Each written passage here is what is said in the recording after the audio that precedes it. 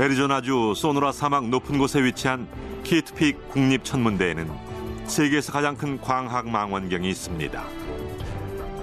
이곳에선 전 세계에서 모여든 50명 이상의 천문학자들이 우주와 지구를 둘러싼 비밀을 밝히기 위해서 하루 24시간 천체를 관측하고 있습니다. 키트픽 천문대처럼 거대한 천문대를 만들고 천체의 비밀을 밝히려는 인류의 노력은 어디서 유래했을까요?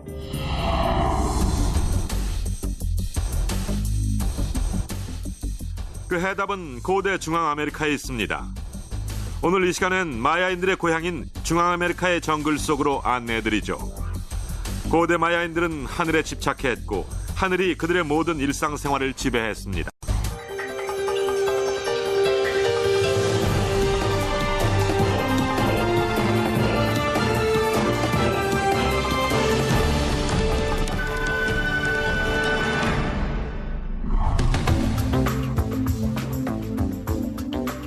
키트픽 국립천문대는 전 세계의 유일무이한 천문대로서 산 꼭대기에 2대의 전파 망원경과 24대의 광학 망원경이 있습니다. 제가 서 있는 이곳 역시 천문대 일부입니다. 현대의 거대한 건축물처럼 보이는 맥메스피어스 태양 망원경은 길이가 150m에 달합니다. 맥메스피어스 태양 망원경에 설치된 지름 1.5m의 거울이 태양을 추적하여 태양빛을 망원경 안의 관측 장치로 보내줍니다. The McMath-Pierce Solar Telescope was the world's largest solar telescope. It was completed in 1962, and it was designed to give as large an image possible of the sun to do spectroscopic studies. It produces an image of the sun 3 feet wide, and that's why it's 500 feet long, so that image is not too hot. The light comes in the top of the telescope, which you can see. It's about 100 feet off the ground, and then it reflects down into a mirror that's at the bottom of this long tube. About 2/3 of this telescope is actually below ground. The main mirror for the telescope is down there 300 feet below ground, and then it's redirected about halfway up the length of the tunnel into different observing rooms using a third mirror. The McMath-Pierce is famous for determining the basic chemical composition of the sun. It's also done some landmark studies in the magnetic properties of sunspots, and it's also been used to look at the planets. 그러나 현대의 천문대에만 너무 감탄할 것은 아닙니다. 고대에도 이에 못지않은 훌륭한 천문대가 있었으니까요. 신전으로 알려진 쿠쿨칸 피라미드는 천문대였습니다. 마야의 주요 신인 쿠쿨칸은 여기서 깃털 달린 뱀으로 묘사됐죠. 수천 년 전 이곳은 고대 맥메스피어스 태양 망원경인 셈이었습니다. 태양의 움직임을 관찰하는 고대 천문 관측소였으니까요. 쿠쿨칸 신전은 고대 마야의 도시 치첸이자의 중심부에 위치합니다. 한창 때 마야 문명은 치첸이자에서부터 멕시코의 유카탄 반도, 과테말라의 고원지대까지 뻗어나갔습니다. They flourished at least from the 1st century BC to the 9th century AD, although as the archaeologists dig down deeper and deeper into the past and excavate the pyramids, they find that Maya habits went all the way back perhaps to the Olmecs and even earlier. So we're dealing here with a continuous, advanced, progressive culture that lasted for more than 3,000 years on our continent. They had an advanced, sophisticated system of writing. They had a precise calendar. They had observatories. They paid a lot of attention to the sky. And of course, we try to compare our astronomy with theirs. We want to know why were they so turned on by the stars. 실제로 천문학은 마야의 종교와 깊이 관련돼 있습니다. 태양과 달, 행성은 모두 마야의 신이었고 이 점은 마야인들의 일상생활에서도 그대로 나타났습니다. 치첸이자 건물의 설계와 모양, 방향에도 영향을 끼쳤죠. 쿠쿨칸 신전을 보면 마야인들이 태양에 얼마나 집착했는지 잘 알 수 있습니다. 이곳의 땅은 매우 평평하기 때문에 마야인들이 지평선을 한눈에 볼 수 있는 방법은 산처럼 높은 신전을 짓는 것뿐이었습니다.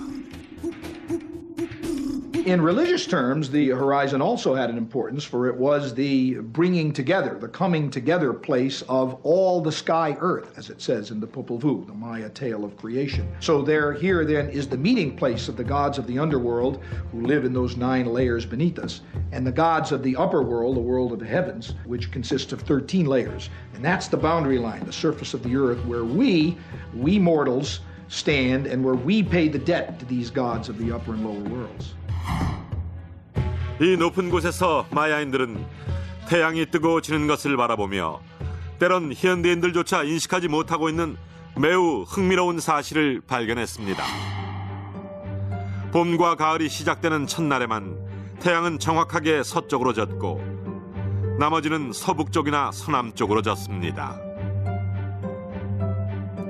그러나 이것은 지구를 중심으로 볼 때 생길 수 있는 착각입니다. 태양이 지구 주위를 도는 것이 아니라 지구가 태양 주위를 도는 것이니까요. 태양이 1년 동안 지평선을 따라 북쪽에서 서쪽으로 이동하는 모습을 아주 신기하게 여긴 마야인들은 쿠쿨칸 신전에 깃털 달린 뱀의 모양과 방향을 태양의 움직임에 맞추었습니다. 특히 봄의 첫날과 가을의 첫날인 추분 이틀 동안 전 세계에서 수천 명의 관광객들이 이곳을 찾습니다. 태양이 질 때 생기는 놀라운 광경을 지켜보기 위해서입니다.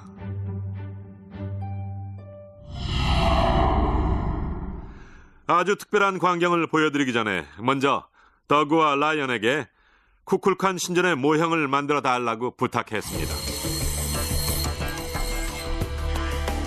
실제 크기에 비해 아주 작게 만들지만 아주 세세한 부분까지 똑같이 만들 것입니다. 네 면에 각각 91개 계단을 만들고 깃털 달린 뱀의 머리까지 똑같이 만들어 달라고 했죠. 잠시 후 보시면 알겠지만 그 부분이 매우 중요합니다. Honey, I shrunk the temple, huh? This is awesome. Thank you. Right down to the paint job. I mean, I swear this is stone, but I know it isn't. Right? 91 steps? 91 steps. Really? I'm not going to bother to count them. I trust you. This is all Ryan. Is he? This Really? is all him.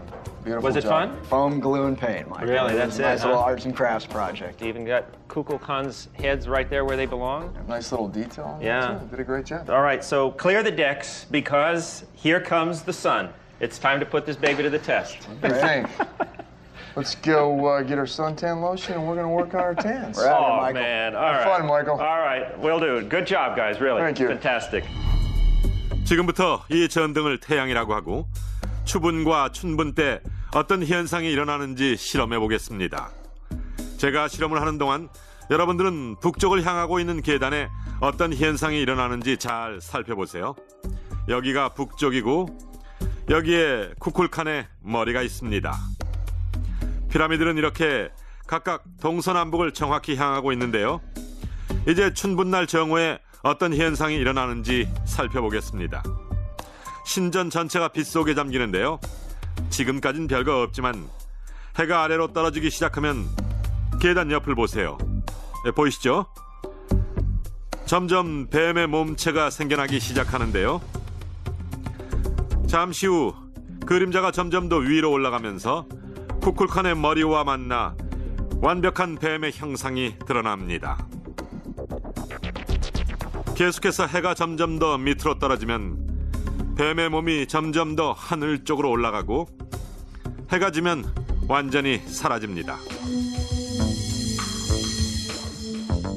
이렇게 쿠쿨칸은 하늘로 올라가는 것이죠. 고대 마야인들이 이런 현상을 미리 예측하고 건축물을 건설했다는 것이 정말 놀랍습니다. 마야인들은 신전의 방향을 정확하게 맞추고 추분이나 춘분에 그림자가 완벽한 뱀의 몸을 만들게끔 층계를 설계했습니다. 추분과 춘분을 제외한 날엔 해가 약간 북쪽이나 남쪽으로 움직이기 때문에 뱀의 형상이 나타나지 않습니다. 1년에 딱 2번 추분과 춘분 날 해가 정확하게 서쪽으로 질 때만 이런 현상이 일어나는 것이죠. 이것은 절대 우연의 일치가 아닐 뿐더러 마야인들이 예술과 과학에 얼마나 조예가 깊었는지 단적으로 보여주는 것입니다.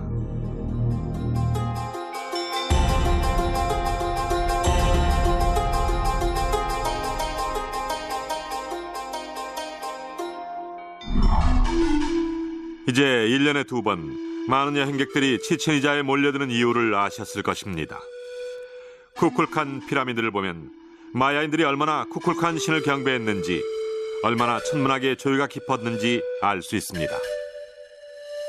Did the Maya build a building that way deliberately? Did they perhaps discover it after they built the building? It just happened to be a coincidence. Or is this all a fantasy of the modern imagination? Well, I used to believe the latter, but the more I look, the more I see it happen, the more I believe the former. That is, that it probably was deliberately arranged. To begin with, there are so many calendrical and astronomical numbers in that building to suggest that there is some astronomy going on there. And when we measured it, we found that it was kind of cocked out of line relative to the other buildings. You'd have to cock it out of line just that way to make the serpent descend on the equinox. 마야인들에게 이 신전은 단지 시작에 불과합니다. 천문학과 건축학의 조예가 깊었던 마야인들은 단순히 태양의 움직임을 쫓는 것에 만족하지 않았습니다.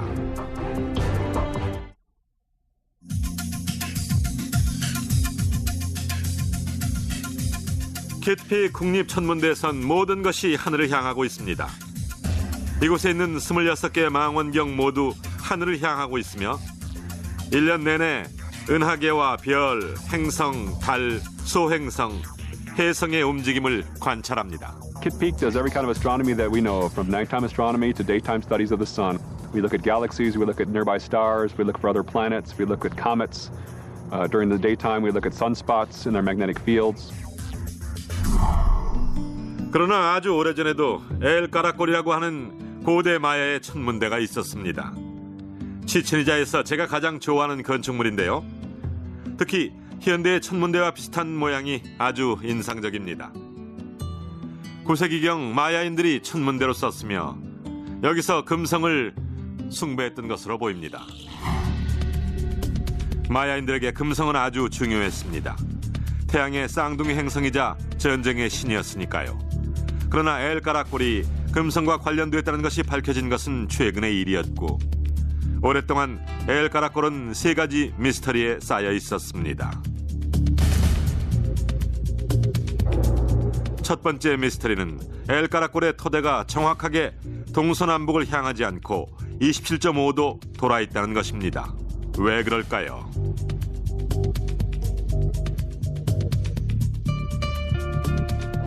두 번째 미스터리는 엘까라꼴이 치친이자에서 가장 큰 둥근 건물이라는 것이죠. 왜 그럴까요? 마지막으로 세 번째 미스터리는 엘까라꼴의 위쪽 모퉁이가 직각이 아니라 약간 기울어져 있다는 것입니다. Sir Eric Thompson, the eminent Maya archaeologist, the great authority on Maya archaeology of the 30s, 40s, and even into the 50s, once said that every once in a while cities tend to build a building that turns the stomach. Such is the case of the Caracol, Thompson goes on. It was built by architects who had no taste, and it even looks like a wedding cake, obtusely positioned on the square carton in which it came. 그러나 그것은 사실이 아닙니다. 지금 보시는 것처럼 엘까라꼴은 철저한 건축 계획에 의해 건설됐으니까요. 먼저 첫 번째 미스터리, 엘까라꼴이 27.5도 약간 돌아앉아 있는 데는 아주 중요한 이유가 있습니다. 8년마다 한 번씩 금성이 북쪽 끝에서 질 때 엘까라꼴이 정확하게 지평선을 향하게 하기 위해서였습니다.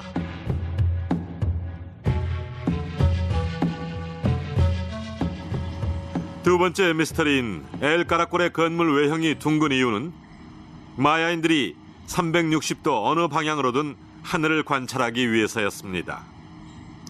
저 위에 특별히 마련된 창문이 보이시죠? 마야인들은 비너스의 움직임을 가까이에서 관찰하는 구멍으로 이용했습니다. 금성의 움직임이 매우 복잡하기 때문에 금성을 관찰하는 것은 쉬운 일이 아닙니다. 몇 달 동안 한 번씩 금성은 동쪽 하늘에서 태양과 함께 떴다가 사라지는데 이때는 샛별이라고 합니다. 그리고 몇 주 후 서쪽 하늘에서 태양과 함께 집니다. 놀랍게도 고대 마야인들은 몇 년 동안 육안으로 관찰한 끝에 금성의 움직임을 정확히 알아냈습니다.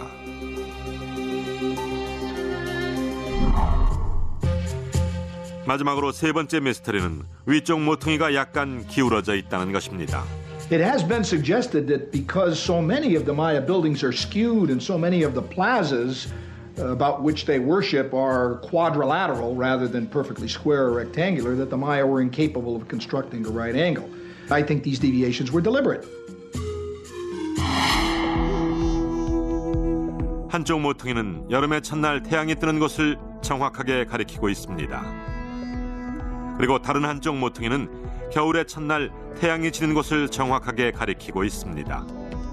이것을 보면 마야인들이 수년간 천체를 관측한 끝에 엘카라콜을 건설했다는 것을 알 수 있습니다. In the case of Yucatan, you have a flat horizon, perfectly flat, rather like South Florida. It's all this flat limestone with no rivers, only sinkholes.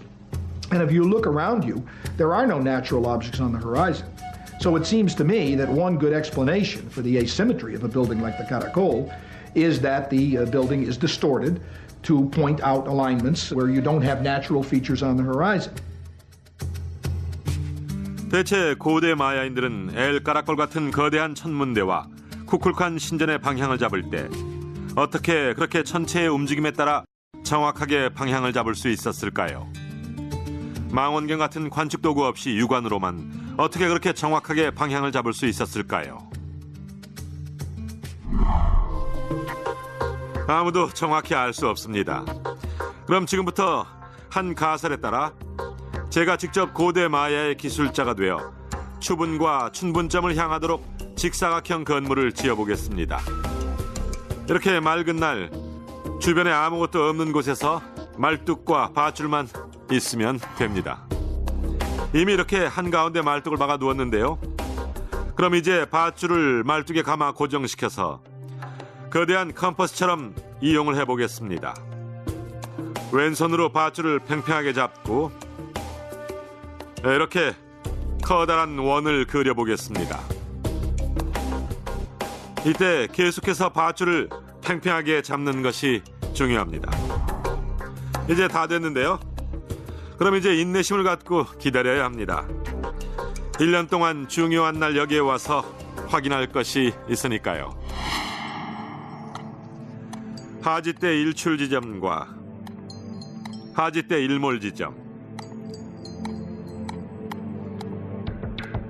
동지대 일출 지점과 동지대 일몰 지점을 각각 표시합니다. 이제 표시해둔 지점의 반대쪽을 각각 연결한 다음 두 개의 직각을 그립니다. 바로 이것이 신전의 남서쪽과 북서쪽 모퉁이가 됩니다.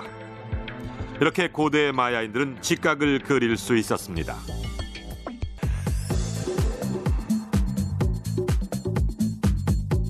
There are many ways to construct a right angle.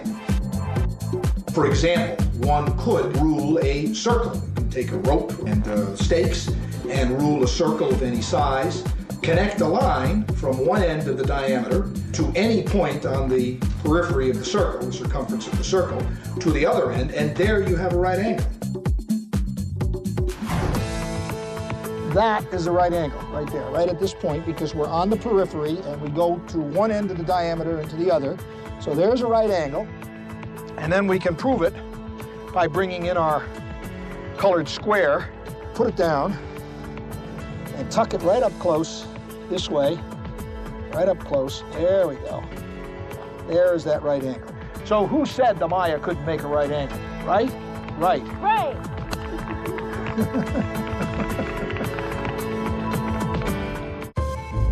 두 개의 직각을 연장하기만 하면 신전의 나머지 두 개의 모서리를 만들 수 있습니다. 그것으로 끝이죠. 그리고 수천 명의 신도들을 동원해서 한 1년 동안 돌을 하나씩 쌓아 올리면 제대로 방향을 잡은 신전이 완성되는 것입니다.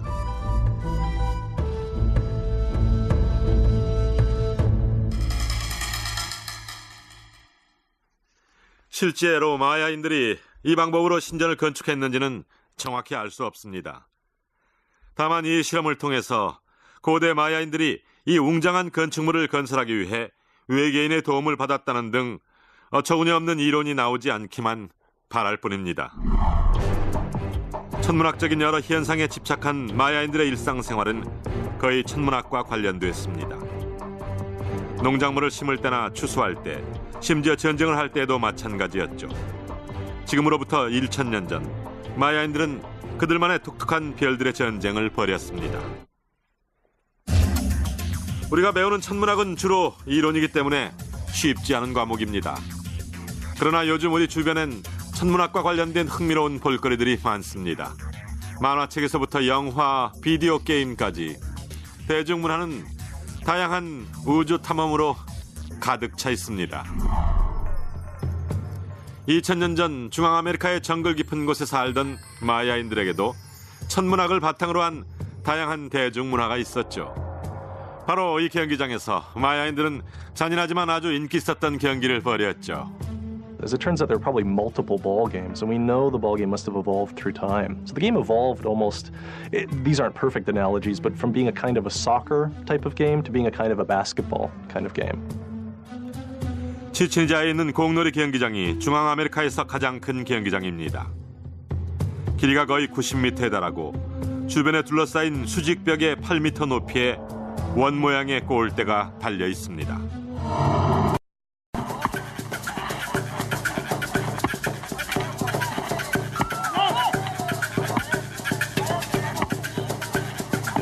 선수들은 엉덩이와 무릎, 팔꿈치를 이용해서 공을 계속 공중으로 올리면서 골대에 골을 넣어야 했습니다. 분명히 골을 넣는 것이 굉장히 힘들어서 한 골만 들어가도 경기가 끝이 났을 것입니다. The size of these ball courts grew over time to become massive places that could have had many, many hundreds of spectators, perhaps thousands of spectators in some instances. So the nature of the ball game, at least in certain areas, changed to become probably much more recreational. Certainly by the time we know of Aztec accounts of the ball game, people gambled on ball games. People bet their clothing and their finery. There was much drinking at ball games, and it was a sort of a central event in the midst of market days. 모든 마야 문화에서 볼 수 있는 것처럼 마야의 공놀이 역시 천문학과 관련된 중요한 의미를 품고 있었습니다. 경기장은 우주를 상징했고 공놀이 자체는 선과 악이 싸우는 우주의 전쟁터였습니다. The ball was thought of as being a heavenly object, perhaps the sun or perhaps the moon, kept in play. And so there's this cosmological component. We also know that from the Popol Vuh, an important Maya book from the 17th century, Quiché Maya of the Highlands, that the hero twins, these foundational figures in Maya mythology, played ball games against the underworld gods, essentially for ownership over the earth, whether the death or life would triumph, right? And these twins, after the successful conclusions of these games and a series of other tasks, became the sun and the moon. 모든 문헌들을 보면 선수들은 죽을 때까지 싸웠습니다. 실제로 경기에서 진 팀의 주장이 참수형을 당했다는 증거도 있습니다. 상대팀에게 선취점을 내주면 곧 죽음으로 이어졌죠. 몇몇 고고학자들은 진 팀의 주장을 참수형시킨 뒤 목이 잘린 시체를 신들이 거주한다고 믿는 신성한 우물에 던져두었을 것이라고 추측합니다. 1920년대 고고학자 에드워드 톰스는 치친이자에 있는 우물바닥에서 사람 뼈를 발견했습니다. 놀랍게도 그는 우물에서 고무공도 발견했습니다. 1000년 넘게 물 속에 잠겨 있었지만 보존 상태가 매우 양호했죠. 아유, 참 고맙죠. 자식들이 날 걱정해 준다는 게 다른 선물보다 마음이 담긴 선물이잖아. 나이 들면 툭하면 골절인데 골절, 화상, 장기 손상 폭 넓게 보장되고 아프면 입원비 나오겠다. 치매 걸리면 간병비까지 나온다니까. 이젠 뭘 해도 든든하죠. 지금 전화하세요. 080-5060-200 명품 AIG 실버보험 AIG 띠링띠링. 히스토리 채널이 여름 특집으로 준비한 대작 다큐멘터리 빅3. 마야와 고대 중국에서 예측한 지구 종말의 날 2012년. 고대 인류는 어떻게 지구 종말을 예측한 것일까? 지구 종말을 둘러싼 모든 비밀을 밝힌다. 지구 종말 2012년. 누구도 피해갈 수 없는 죽음, 그리고 이어지는 사후세계. 사후세계는 과연 무엇이 있을까? 환생한 라마스이 경험한 사후세계와 죽음 뒤 해탈에 이르는 방법을 티벳 사자에서에서 공개한다. 미국 최고 정예군의 삼엄한 경계로 둘러싸인 금괴 보관소 포트 녹스. 하지만 이곳은 금괴 이상의 보물이 숨겨져 있다고 하는데 국가기밀 포트 녹스 그 미스터리를 밝힌다. 히스토리 채널 여름 특집 빅3. 시청자 여러분의 많은 시청 바랍니다. 빅3와 함께하는 시청자 이벤트. 세 개의 프로그램 제목을 모두 아시는 분은 히스토리 채널 홈페이지에 정답을 적어주세요. 작고 귀여운 히스토리 채널 USB를 드립니다. 지식을 키우는 채널, 히스토리 채널. 그리스 로마에서 이집트, 중국에 이르기까지 동서양을 막론하고 최고의 기술을 보유하고 있었던 고대 문화를 파헤쳐본다. 하이테크 고대 문명.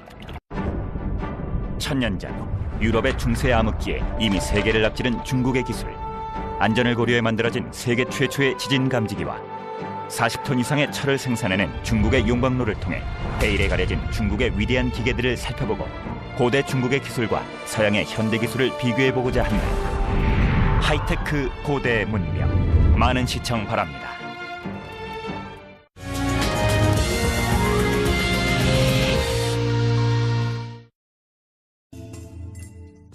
이것은 마야인들이 사용하던 공을 그대로 만든 것입니다. 생각보다 아주 무거워서 3-4kg 정도는 되는 것 같은데요. 이 공으로 경기를 하다가 잘못 맞으면 죽을 수도 있다는 말이죠. 그러나 더욱 놀라운 것은 바로 이것입니다. 아주 잘 튀죠. 그러나 천연 고무는 잘 튀지 않습니다. 고무를 경화 처리해야 공이 튀게 되는 것이죠. 19세기에 발견된 기술이지만 마야인들은 3000년 전에 이 공으로 공놀이를 했습니다.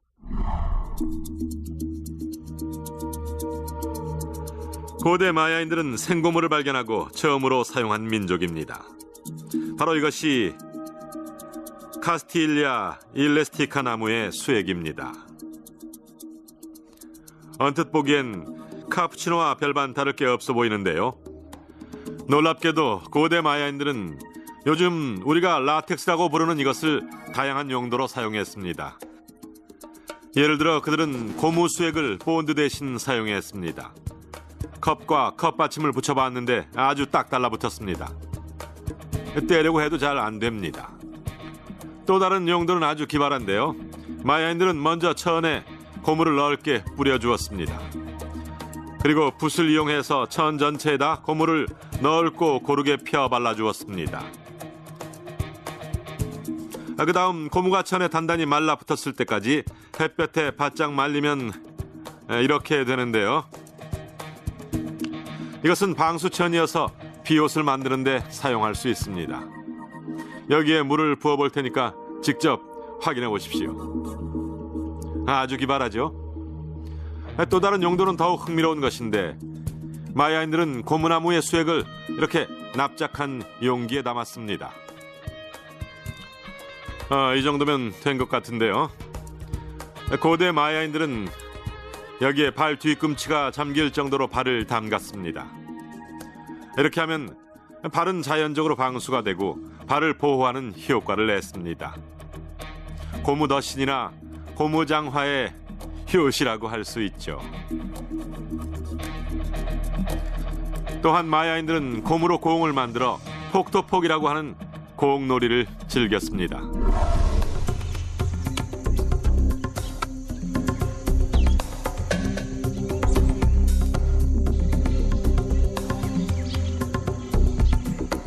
카스틸리아 일레스티카 나무의 수액, 즉 라텍스를 추출한 뒤 고대 마야인들은 고무의 성질을 완전히 바꿔주는 비밀 성분을 넣었습니다. 라텍스 자체는 끈적끈적하지만 마르면 쉽게 부서집니다. 고대 마야인들은 라텍스에 나팔꽃의 즙을 넣으면 고무에 탄력이 생긴다는 사실을 발견했습니다.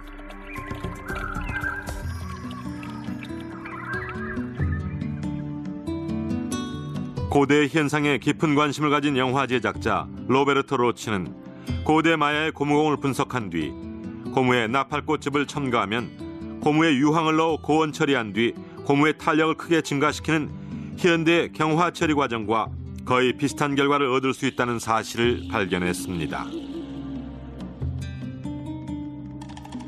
이 방법은 1839년 찰스 구디어가 발명한 경화 처리 과정이지만 고대 마야인들은 3500년 전에 이와 똑같은 결과를 얻을 수 있었습니다. 우리는 흔히 고대 문화를 미개한 문명이라고 말하지만 고대 마야인들은 결코 그렇지 않았습니다. 3000년 전 고대 마야인들은 공놀이할 때 현대 선진 과학기술이 만들어낸 경화 처리 과정과 비슷한 방법을 썼습니다. 천문학에 조예가 깊었던 고대 마야인들은 정확한 달력을 만들어 사용했습니다. 쿠쿨칸 피라미드의 계단 수가 총 365개인 것은 우연이 아니었습니다. 달력은 철저하게 천체의 움직임에 의해 만들어진 것입니다. 예를 들어 1년은 지구가 태양 주위를 한 바퀴 도는 기간이며 한 달은 달이 지구 주위를 한 바퀴 도는 기간입니다. 그리고 하루는 지구가 축을 중심으로 한 바퀴 도는 기간이죠. 가끔 하루를 쉬고 싶지만 그러는 동안에도 우리 일상생활은 달력을 벗어날 수는 없습니다. 사무실 책상에 있는 탁상용 달력과 여행 수첩에 있는 달력, 날짜 시계까지 달력 없이는 생활이 불가능할 정도죠. 지금으로부터 2000년 전 고대 마야인들도 마찬가지였습니다. 88, 89, 90, 91. 실제로 마야인들은 달력에 집착했습니다. 이곳 쿠쿨칸 신전만 봐도 알 수 있습니다. 피라미드 4면에 각각 91개의 계단이 있으니까 여기에 4를 곱하면 364하고 제일 높은 계단 하나를 더하면 365가 되는데 이것은 태양년으로 1년을 가리키죠. 다시 말해서 이 신전은 거대한 달력인 셈입니다. 고대 마야인들에겐 총 17종류의 다양한 달력이 있었고 대부분 천체의 다양한 순환 주기를 바탕으로 한 것이었죠. 달의 주기 28일을 비롯해서 태양의 주기 365일, 금성의 주기 584일과 깊은 관련이 있었습니다. 최초의 달력은 기원전 400년까지 거슬러 올라갑니다. 마야인들에게 천체의 다양한 주기는 곧 삶과 죽음의 문제였죠. 그들은 다양한 주기를 바탕으로 고대 마야 문명이 사회적, 정치적, 종교적으로 발전을 거듭할 수 있다고 믿었습니다. 이것은 멕시코 체투말에 있는 마야 문화박물관입니다. 바로 이것을 보기 위해 여기까지 왔는데요. 이것은 쫄킨이라는 대표적인 마야의 달력입니다. 여기엔 총 20개의 주기가 있고 각각의 주기는 13일로 구성되어 있죠. 따라서 쫄킨 달력에는 주기와 날이 있습니다. 흥미롭게도 점성술에 따라 각각의 날마다 인내와 자비, 지혜 같은 특징이 있어서 아기가 태어난 날의 특징을 그대로 물려받는다고 생각했죠. 쫄킨 달력의 260일은 천문학적인 주기가 아닌 마야인들이 생각하는 하늘의 모습에 바탕을 둔 것입니다. 실제로 쫄킨 달력은 하늘과 땅의 기묘한 결합을 상징한다고 할 수 있죠. 260 is arrived at by multiplying 20 and 13, both important Maya numbers. 20 is the base of the Maya counting system, and it comes, no doubt, from counting on the fingers and toes. 13 is the number of layers of heaven. And so when you count through the parts of the body and the parts of heaven, they mix together to form this 260-day cycle. 13 numbers running alongside 20 day names. 이것은 하합 달력을 상징하는 아주 큰 기여의 일부분으로 농사를 지을 때 쓰는 달력인데요. 현재 우리가 쓰고 있는 달력과 아주 비슷합니다. 1년이 365일인데 마야의 농부들은 이 달력에 따라 언제 논밭을 갈고 언제 씨를 뿌리고 언제 추수를 할지 결정합니다. 두 개의 서로 다른 달력을 쓰는 것이 복잡해 보이지만 고대 마야인들은 두 개의 달력을 함께 쓰기로 결정하고 이 모든 기어들을 같이 움직여서 이렇게 캘린더 라운드라고 하는 거대한 달력을 만들었습니다.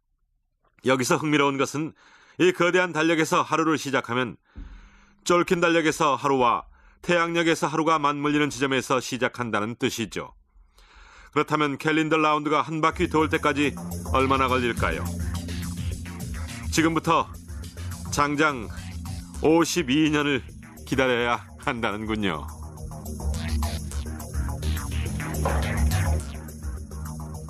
우리는 1년의 마지막 날을 축하하지만 고대 마야인들은 우리와는 달랐습니다. It was a time of great anxiety. Did the offerings we gave the gods suffice? Did the debt that we pay them suffice for our continuance here on earth? Did the rituals we conducted for them, they too died for us and we sacrificed to duplicate what the gods did that suffice? They would only know when the Pleiades arrived overhead at midnight, says the chronicler.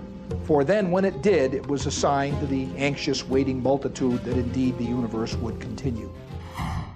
52년 주기의 마지막 날마다 우주 종말론에 휩싸여 두려움에 떨었던 마야인들은 순환 주기가 훨씬 긴 롱 카운트라고 하는 달력을 발명했습니다.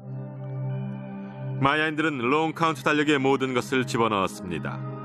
롱 카운트 달력은 13과 20에다 완벽한 원의 각도인 360이라는 숫자를 넣어 순환 주기를 계산했습니다. 그럼 지금부터 롱 카운트 달력의 주기를 계산해 볼까요? 롱 카운트는 총 13박툰으로 구성되고 1박툰은 20 곱하기 20툰과 같습니다.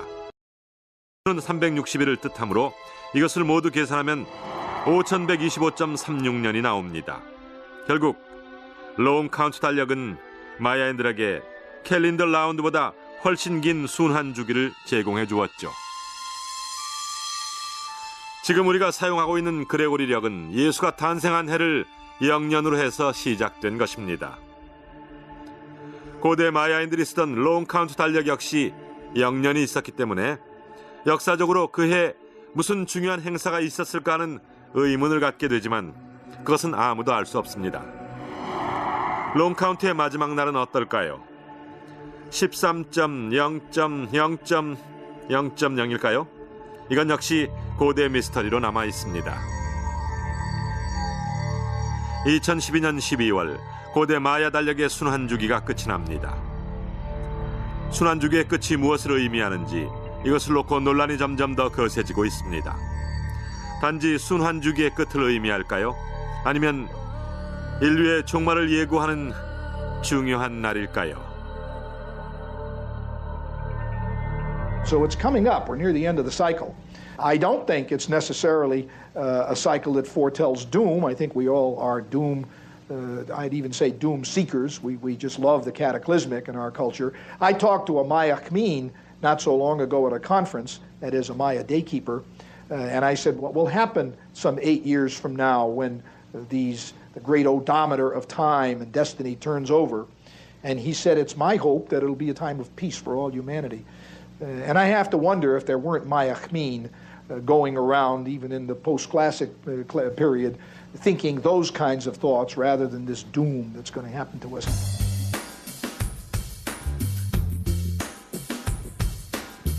초자연적이든 아니든 한 가지 인상 깊은 것은 고대 마야의 달력이 너무나 복잡해서 심지어 5,000년이 지난 지금까지 미스터리로 남아있으며 현대인들의 궁금증을 유발한다는 점입니다. 고대 마야인들이 우리가 보지 못한 것을 보았다면 언젠가 우리도 보게 될 날이 올 것입니다.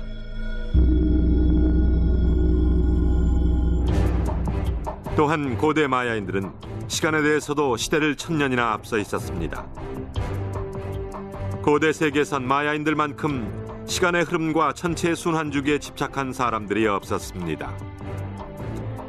고대 마야인들이 사용하던 태양력은 오늘날 우리가 사용하는 달력보다 더 정확했습니다.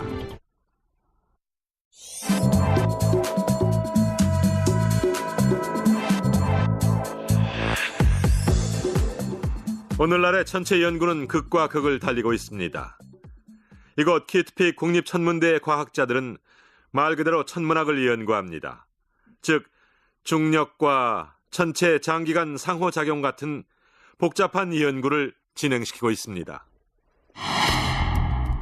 이와 달리 전 세계에 존재하는 점성술사들은 태어날 당시 해와 달, 행성의 위치를 점성표에 써놓고 개개인의 운명을 예견합니다. How astrology works is the belief, and I believe the axial science, that the positioning of the planets at the time of birth relate to the physical, emotional, and mental condition of the person. For instance, like you're an Aquarian. You want to explore the world. You're Gemini rising, you like to travel, but you can get very much more specific to each degree, to each planet. And as they come, they develop the whole character of the person. 두 부류는 너무도 다르기 때문에 마치 다른 행성에 사는 사람들 같습니다. 그러나 둘 다 천체의 움직임에 매혹되어 자신의 모든 것을 걸고 연구에 몰두한다는 공통점이 있습니다. 아주 흥미로운 사실은 고대 마야인들도 이와 똑같았다는 것입니다. 1000년 전 마야인들 역시 이 두 가지 극과 극을 동시에 연구했죠. 천문학자들은 아주 정확하게 별자리 지도를 만들었고 점성가들은 별자리가 미래를 예측한다고 믿었습니다. 그들은 별자리만 연구하면 미래를 예견하고 미래를 지배할 수 있다고 믿었죠. 고대 마야인들의 천문학과 점성술에 대한 관심은 13세기 초에 기록된 드레스덴 사본에서도 알 수 있습니다. 이것은 현재까지 남아있는 4개의 마야 문헌 중에서 가장 중요한 것입니다. 드레스덴 사본엔 월식과 금성의 움직임에 대해 아주 정확하게 설명이 되어 있습니다. 그리고 농사를 짓는 데 필요한 농사력과 앞으로 20년 동안의 일들을 예언한 내용도 포함되어 있기 때문에 농사력과 점성술을 합해놓은 것이라고 할 수 있습니다. What's interesting about the codices from a scientific point of view is they contain a lot of information about the heavens and rather precise information. For example, 5 pages of the Dresden Codex refer to the movement of Venus. A very, very precise calendar, and that calendar can be documented in the architectural orientations. There are also tables relating to the motion of Mars, when it passes retrograde, when it turns around, when it's stationary. 마야의 농부들은 계절에 따른 태양의 움직임을 자세히 관찰했습니다. 시기마다 해야 하는 농사 행사를 결정하기 위해서였죠. 농사에 관한 한 고대 마야인들은 철저하게 과학적이었습니다. 예나 지금이나 농부들의 운명은 계절에 의해 결정되는 것이니까요. 고대 마야인들 역시 지금처럼 월식에 대해 상반된 생각을 갖고 있었습니다. 천문학의 대가였던 마야인들은 아주 정확하게 월식을 예상할 수 있었죠. There's an eclipse table, fantastic 8-page table charting eclipses in a cycle that repeats itself and can still be used today. We ourselves can predict eclipses using that same table. So here's an eclipse. Then there are these intervals. 6 moons, 6 moons, 6 moons, 6 moons, 6 moons, 6 moons, 5 moons. And there's another eclipse. And you can see the dragon with his open jaws, see him? Eating the symbol of the sun. 고대 마야인들은 월식이 일어나면 불행이 찾아온다고 믿었지만 현대 과학자들은 미신이라며 그 점을 인정하지 않습니다. 고대 마야인들은 금성의 움직임까지도 아주 정확하게 계산해냈습니다. 금성에 대해 언급된 드레스덴 사본과 엘가라골 천문대를 보면 가히 짐작할 수 있습니다. 고대 마야인들은 100년 동안 금성의 움직임을 정확하게 예측할 수 있었습니다. 육안으로 그 모든 일을 해냈다는 것이 놀라울 뿐입니다. The Venus cycle of 584 days, they knew very well, fits like a cog in a wheel with our 365-day year in the ratio of 5 to 8. 5 Venus cycles equal 8 years. Every 8 years, Venus returns to its same place in the sky, oscillating back and forth on the horizon, back to the same place after 8 years.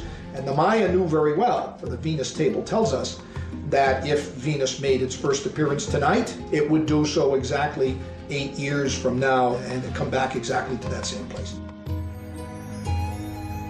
그러나 현대 과학자들과 달리 마야인들은 금성이 지구의 날씨에 영향을 줄 수 있다고 믿었습니다. Anybody who thinks that Star Wars began in the 1980s would have to turn their clock back more than 1,000 years because the Maya were practicing Venus-regulated Star Wars. Some very interesting studies of the stelae, the carved monuments, particularly from the ruins of Bonampak, suggest that there were war events, we read this in the hieroglyphs and in some of the imagery, that were correlated with appearance and disappearances of Venus.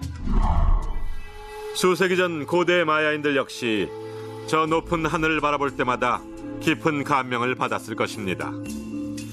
호기심 가득한 눈으로 광활한 우주를 바라보며 우주의 신비를 느꼈을 것입니다.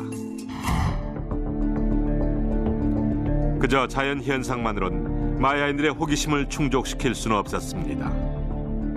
마야인들은 좀 더 직관적이고 초자연적인 해답을 원했습니다. 그러나 아이러니하게도 천문학적 지식을 동원해서 태양과 달, 행성의 위치를 정확하게 예측하고 나아가 미래를 예견하려 했던 마야인들의 노력에도 불구하고 마야인들은 자신의 몰락을 예견할 수 없었습니다.